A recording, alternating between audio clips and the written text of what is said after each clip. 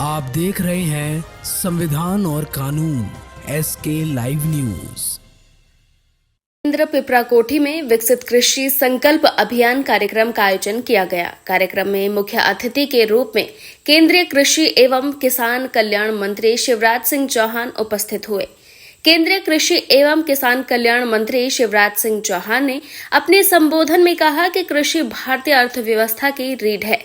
Air किसान भारत की आत्मा है। मैं किसानों का सेवक हूं और किसानों की सेवा मेरा प्रथम कर्तव्य है।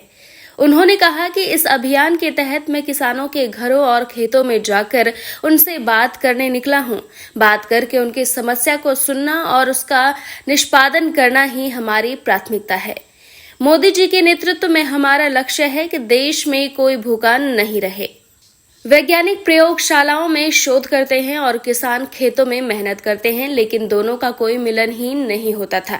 हमारी सरकार ने वैज्ञानिकों और किसानों के बीच सामंजस्य स्थापित करने का काम किया है। वैज्ञानिक किसानों तक पहुंचकर तकनीक की जानकारी देकर उत्पादन में 2 गुनी 3 गुनी करने का काम कर रहे हैं। किसान सशक्त होंगे तभी देश सशक्त होगा। उन्होंने कहा कि आपके सांसद राधा मोहन सिंह ने कृषि विज्ञान केंद्र को जिस तरह से विकसित किया है वह अतुलनीय है। सांसद मोतिहारी पूर्व केंद्रीय कृषि एवं किसान कल्याण मंत्री राधा मोहन सिंह ने कहा कि अंग्रेजी शासनकाल में पिपराकोठी किसानों के शोषण का केंद्र था, लेकिन आज प्रधानमंत्री नरेंद्र मोदी की अगुवाई में कृषि का तीर्थ स्थल बनकर देश दुनिया में सफलता के नित नए कीर्तिमान स्थापित कर रहा है। उन्होंने कहा कि आज कृषि विज्ञान केंद्र में केंद्रीय कृषि एवं किसान कल्याण मंत्री द्वारा कई योजनाओं का शिलान्यास किया गया है। इसके तहत कृषि मंत्री द्वारा रक्षा मंत्रालय, भारत सरकार द्वारा वित्त पोषित बालिका छात्रावास PDUCHF का भव्य शिलान्यास किया गया है। श्री चौहान द्वारा जैव सुरक्षा वार्ड, इलेक्ट्रॉन निगरानी प्रणाली, खेत तक पहुंचने का मार्ग, IVF और सौर ऊर्जा प्रणाली के चारों ओर मिट्टी भरने सहित 4 दीवारी, कार्यान्वयन शेड, मार्ग, यार्ड, दाता शेड और RGM की IVF लैब के लिए विद्युत प्रणाली की आधारशिला रखी गई है। गौरतलब है कि विकसित कृषि संकल्प अभियान एक राष्ट्रव्यापी अभियान है, जिसे भारतीय कृषि के आधुनिकीकरण के लिए वैज्ञानिक प्रसार, स्थायी प्रथाओं और किसान सशक्तिकरण के माध्यम से प्रारंभ किया गया है। कार्यक्रम में केंद्रीय राज्य मंत्री जल शक्ति मंत्रालय राजभूषण निषाद, मंत्री गन्ना उद्योग विभाग, बिहार सरकार कृष्ण नंदन पासवान व मोतिहारी विधायक प्रमोद कुमार, पिपरा विधायक श्याम बाबू यादव, ढाका विधायक पवन जायसवाल, गोविंदगंज विधायक सुनील मणि तिवारी, डॉक्टर PS पांडे कुलपति, डॉक्टर राजेंद्र प्रसाद केंद्रीय कृषि विश्वविद्यालय पूसा, संजय कुमार अग्रवाल सचिव कृषि विभाग, बिहार सरकार उप महापौर डॉक्टर लाल बाबू प्रसाद, डॉक्टर अंजनी कुमार निदेशक अटारी, कृषि वैज्ञानिक एवं कृषि के विभिन्न संस्थानों के पदाधिकारियों में SS Chandel, Sanjay Kumar Agrawal, AK Paliwal, Nitin Kumar Singh, doctor Anoop Kumar, doctor Mayank Raj, doctor Vikas Das, Dhananjay Pati Tripathi, doctor A Kodu, doctor SK Purve, doctor Ramesh Kumar Jha, doctor Pradeep Kumar, अनुमंडल अधिकारी मोतिहारी सदर श्वेता भारती, अनुमंडल अधिकारी मोतिहारी सदर श्वेता भारती, ASP शिवम धाकर, जिला कृषि पदाधिकारी मनीष कुमार सिंह, सदर श्वेता भारती, ASP शिवम धाकर, जिला कृषि पदाधिकारी मनीष कुमार सिंह, ADH विकास कुमार सहित 8000 से अधिक की संख्या में प्रगतिशील किसान उपस्थित थे। भारत के पूर्व कृषि मंत्री आदरणीय राधा मोहन सिंह जी कर रहे हैं। ये केवी के पिपराकोठी, ये अद्भुत केवी के है और इस केवी के में न केवल फसल, सब्जी, फल, बांस, केवल ये नहीं होती, प्रोसेसिंग यूनिट आने को कुछ मैंने देखी, बांस के प्रोसेसिंग की यूनिट देखी, शहद के प्रोसेसिंग की यूनिट है, फल की है, अभी आधी देखी। फिर राधा मोहन जी ने कहा कि जरा बहुत देर से जनता बैठी, आधी बाद में देखी, आधी और देखने वाला हूँ। विकसित कृषि संकल्प अभियान एक कर्मकांड नहीं है भाई। ये विकसित कृषि संकल्प अभियान खेती, किसानी और किसानों की जिंदगी बदलने का प्रयास है। संकल्प है विकसित भारत के निर्माण का प्रधानमंत्री जी का। उसके लिए विकसित खेती और समृद्ध किसान। बिहार में कई काम हो रहे हैं खेती। कृषि रोड मैप का चौथा चरण चल रहा है। उपलब्धियों पर मैं बिहार सरकार को बधाई देता हूँ, लेकिन और काम करना है और इसलिए पूरे देश में बिहार सहित हमारे वैज्ञानिक निकले 2170 टीमें निकली है और ये 10-15 गांव के बीच में एक गांव में जा रहे हैं।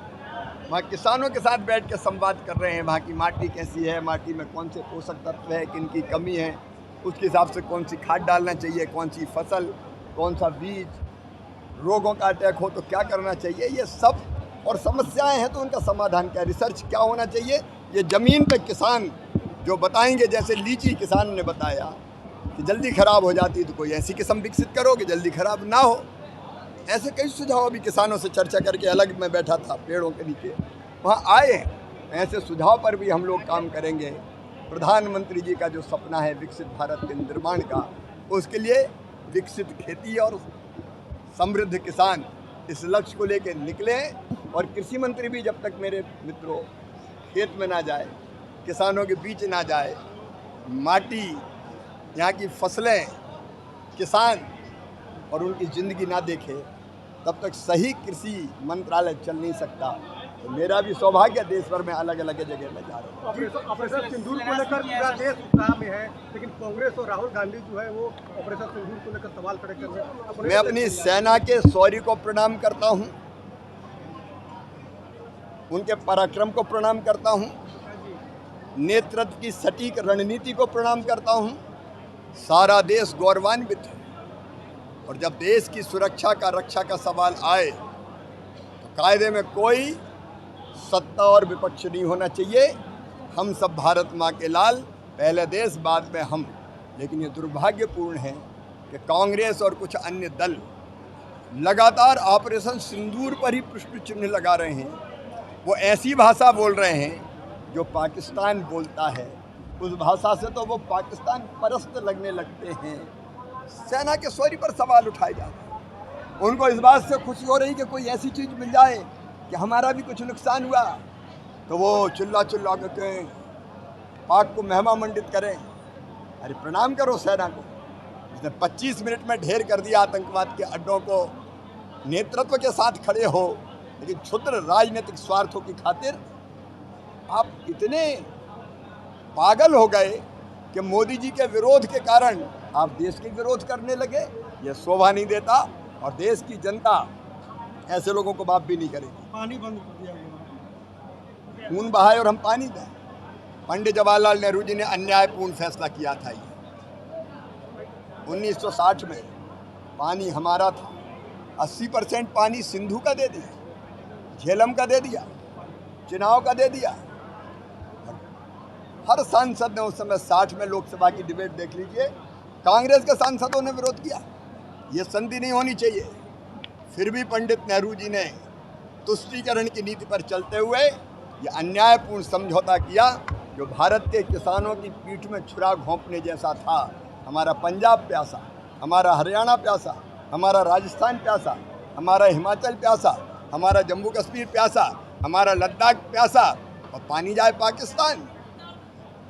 और 83 करोड़ रुपया भी दिया उस समय। ये कौन सी तुक थी? मैं मोदी जी को प्रणाम करता हूँ, उन्होंने सिंधु जल समझौते को स्थगित कर दिया और अब ये पानी भारत के किसानों के काम आएगा। हमारा उत्पादन बढ़ेगा, पीने का पानी भी मिलेगा, फसलों को भी पानी मिलेगा। 2025 में क्या बिहार में फिर एनडीए की सरकार बनेगी? बनेगी ही। सरकार नहीं दीवारों पर साफ लिखा है, फिर से एनडीए आ रही है। लालू यादव के घर में घमासान मचा हुआ है। जो सरकार ने शानदार काम किया है, डबल इंजन की सरकार। दिल्ली में मोदी जी का बिहार प्रेम अद्भुत है। खबरों के लेटेस्ट अपडेट के लिए इसी तरह हमारे साथ जुड़े रहें और इस वीडियो को ज्यादा से ज्यादा शेयर करें।